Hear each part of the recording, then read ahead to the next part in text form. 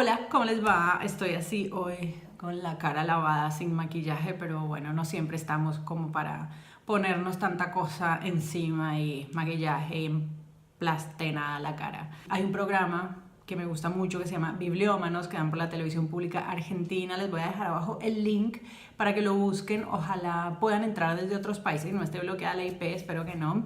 Y es un programa que es el que me ha inspirado para hacer este especial, llamado Especial Tópicos, donde ¿qué pasa?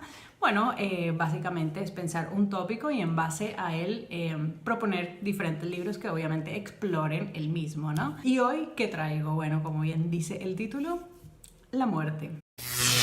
La muerte es tal vez el tópico por excelencia dentro de la literatura, es junto a la vida y al amor el eje argumental que más se ha desarrollado y del que más se han adherido los diferentes autores y los diferentes géneros, ¿no? Y pensaba que es la muerte, y la muerte es básicamente la ausencia, es lo inevitable. La muerte es el final para algunos, es el comienzo para otros, para otras culturas. Y son muchísimas las maneras de abordar este tema tan paradójicamente eterno, ¿no? Pues la muerte a muchos les causa inseguridad, les causa miedo, les causa terror, y hay otros que les causa intriga y fascinación, mucha inquietud. En este especial, que lo único que es en realidad es una excusa para visibilizar y para presentarles algunos libros, bueno, quise abordar el tema de la muerte, creo yo, desde ciertos lugares que no son tan los lugares comunes, ¿no? Entonces les propongo que hablemos de muerte.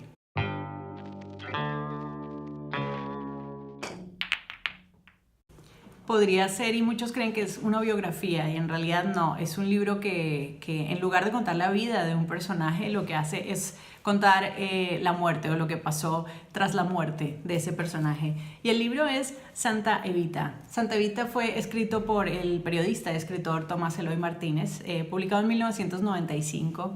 Es un libro que combina la ficción y la fantasía. Algunos inclusive lo llaman como que es un libro de ficción verdadera. Y lo que hace es relatar lo que ocurrió con el cadáver de Eva Perón. Para quienes no sepan, Eva Perón fue una líder bastante polémica y bastante reconocida en la Argentina, que vivió hacia mitad del siglo XX. Estuvo casada con el también líder Juan Domingo Perón, y ella murió de cáncer en 1952 cuando tenía tan solo 33 años.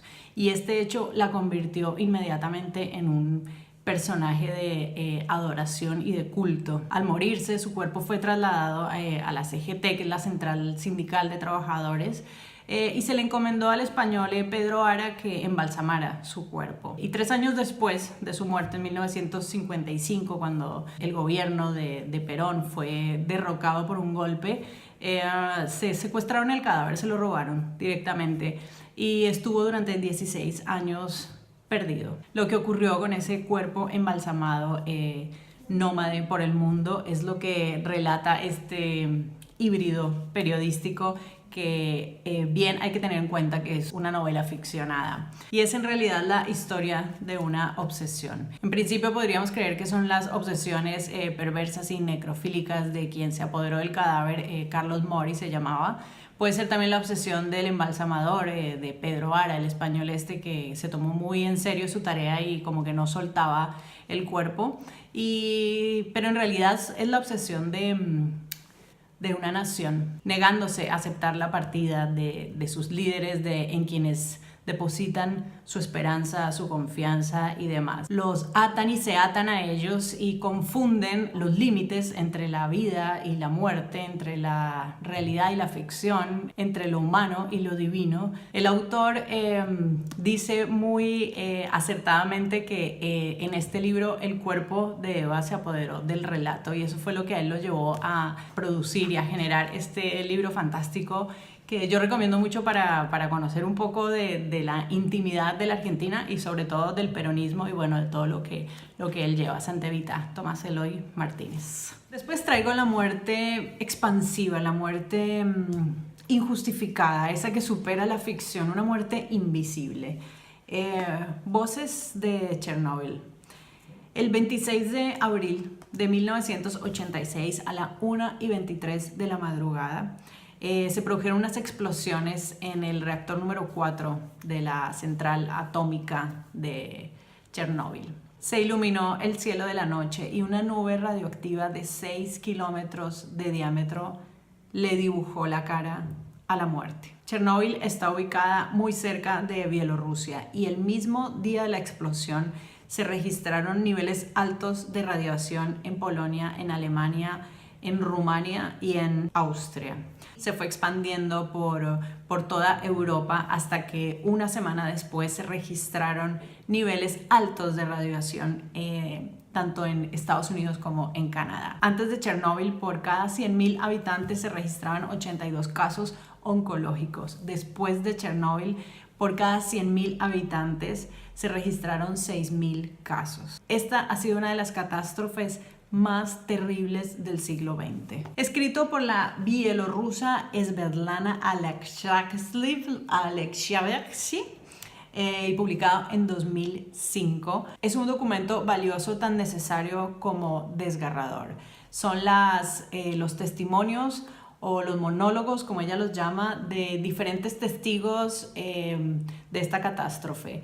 Desde los bomberos que acudieron de inmediato a intentar apagar la explosión, que fueron tan desprotegidos como en camiseta y con la ropa que estaban y se expusieron a toda esa radiación y obviamente murieron, hasta todos familiares, los liquidadores, que fueron otros grandes héroes que se enfrentaron durante varios días y que le vieron la cara a la muerte también, familiares, psicólogos, políticos, científicos, profesores. Bueno, es toda una recopilación de diferentes testimonios desgarradores. Y lo que hace la autora es buscarle un poco de sentido a todo este acontecimiento incomprensible. Es el reflejo de la muerte, del dolor y de las malformaciones que producen y que seguirán produciendo y que seguirá produciendo esta catástrofe irreversible y terriblemente dolorosa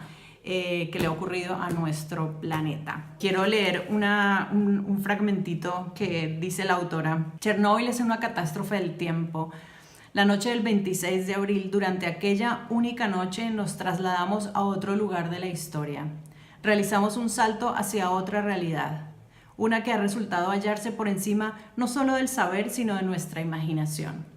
Se ha roto el hilo del tiempo. De pronto el pasado se ha visto impotente. No encontramos en él en qué apoyarnos. En el archivo omnisciente de la humanidad no se han hallado las claves para abrir esa puerta. Esta es Voces de Chernóbil, un documento dolorosísimo pero que bien vale la pena leerlo y tenerlo presente. Después tengo también la muerte divertida y la muerte naturalizada, la muerte que se niega a aceptar su inminente destino. Y es un cuento maravilloso que hace parte de Los peligros de fumar en la cama, este libro de cuentos de Mariana Enríquez, publicado en 2009. El cuento se llama El desentierro de la Angelita. Para quienes no sepan, Mariana Enríquez es una escritora argentina maravillosísima, que mezcla de manera brillante sus relatos escalofriantes y aterradores con la cotidianidad y con la realidad social, y esto logra una combinación exquisita. En el cuento El desentierro de la Angelita, lo que sucede es hay una niña que encuentra en el fondo de su casa unos huesos que en principio creen que son de un pollo, pero no, son de una hermana de su abuela que murió. Ella vive con su abuela y con su padre. Y ahí entiende uno un poco por qué la abuela detestaba la lluvia y todo lo que ocurría. Ella intentaba evadir todo ese tema. Esta niña crece, se va a vivir sola a su departamento en Buenos Aires y bueno, y ahí tiene un peculiar encuentro que es el disparador de lo macabro y lo maravilloso y lo escalofriantemente divertido de él. Es un relato siniestro, lleno de humor negro, pero sobre todo que naturaliza la muerte de una manera muy peculiar. Las descripciones son fantásticas y realmente la ves a la muerte, y es como que la autora lo que hace es agarrarla de los pelos más o menos, todo esto simbólicamente, y la sienta al lado y y la naturaliza, la pone ahí y la pone a que comparta una cotidianidad. Es un cuento exquisito, maravilloso y bueno, en realidad todo el libro de Los peligros de fumar en la cama es un libro muy recomendado. También traigo la muerte como protagonista, la muerte spoileada desde el principio. Les voy a leer el principio porque es un comienzo de libro bastante reconocido. El día en que lo iban a matar, Santiago Nazar se levantó a las 5:30 de la mañana para esperar el buque en que llegaba el obispo. Había soñado que atravesaba un bosque de higuerones donde caía una llovizna tierna y por un instante fue feliz en el sueño. Pero al despertar se sintió por completo salpicado de cagada de pájaros. El libro va a aparecer por acá porque el físico lo tengo en Colombia, así que pongo acá la portada. Fue publicado en 1981. Relata los acontecimientos que llevaron a la mismísima muerte al guapísimo de Santiago Nazar. Después de la boda de Ángela Vicario y Bayardo San Román, este hombre la llevó a su casa, a la casa de sus padres, la devolvió acusando fraude porque su nueva esposa no era virgen. A Ángela la agarraron sus padres, sus hermanos y bueno, la hostigaron y la maltrataron y la obligaron a confesar quién se había atrevido a sacarle la virginidad y a ofenderlos de tal manera. Ella, un poco presionada y demás, tiró un nombre, el nombre de Santiago Nazar. Los hermanos gemelos de Ángela serán entonces los encargados de buscar a Santiago y hacer justicia. Desde el principio de la novela se saben todos los detalles, se sabe lo que ocurrió, se sabe quiénes son los asesinos, se sabe quiénes son los cómplices. Es como un policial que ya está todo resuelto. Pero obviamente la gran pluma de García Márquez lo que hace es meterte y atraerte y tenerte como un testigo ocular de los acontecimientos donde todo el pueblo, inclusive tú, sabes todo lo que va a pasar menos el pobre de Santiago. Es una novela finalmente de destiempos, de venganzas, de engaños y una novela de muerte. Crónica de una muerte anunciada. Y para terminar, a nadie le resulta indiferente la muerte y con este libro el autor justamente lo que hace es usar la muerte como motor de la indiferencia. Uno de los libros más maravillosos de la literatura, El extranjero de Albert Camus, publicado en 1942. La primera frase de este libro es el trasfondo de esta obra filosófica y profunda y es: hoy mamá ha muerto, quizás fue ayer. No lo sé. Cuenta la historia de Meursault. Él es un hombre apático, extremadamente pasivo, que básicamente vive en la rutina. A él le avisan que su madre ha muerto, pide los días que son de licencia para ir a las exequias, va, se presenta ahí y vuelve a su trabajo y continúa con su rutina. Se va unos días de paseo con unos vecinos y termina cometiendo un asesinato que obviamente desemboca en un enjuiciamiento, en un juicio, y ahí es donde se empieza a desarrollar toda la profundidad de esta obra. Este es un fulano que vive el presente pero de manera dogmática. A él le resulta indiferente el tema de la muerte. Él no demuestra lástima ni arrepentimiento, le da lo mismo si lo odian o lo aman, y todas estas características de él son las que no comprende la gente, no comprende quienes lo están enjuiciando, que lo sentencian a muerte y terminan condenándolo, no tanto por el asesinato que él comete, sino por justamente no sentir lástima ni arrepentimiento por ese hecho que él cometió. El autor con este antihéroe lo que hace es cuestionar todos los axiomas que se establecen como verdaderos y como efectivos. ¿Cuál es la postura correcta? ¿Aislarte y mantenerte pasivo frente a todo lo que sucede a tu alrededor es condenable? ¿O nos terminamos mimetizando con un entorno simplemente como para pertenecer y por inercia, ¿no? Para ser parte de un colectivo? Entonces la pasividad y la abstención de toda esa fuerza, hasta qué punto es nociva o es condenable, y plantea si ese compromiso que decimos tener no es más bien parte de la misma rutina, esa rutina y esa pasividad que tanto le condenan y que tan extraña le parece a quienes enjuician a este personaje del extranjero. Es un libro que lo quise incluir porque realmente explora la muerte en vida, o lo que hace es meter el dedo en la llaga acerca de esos axiomas establecidos, donde pareciera que todo lo que está correctamente aceptable es lo válido, ¿no? Entonces, por ejemplo, en estos tiempos, cualquier situación política que ocurra, le das un me gusta, le das el tin, el pulgarcín arriba, te pones la bandera en tu foto de perfil y con eso ya estás, pero arriba, comprometido.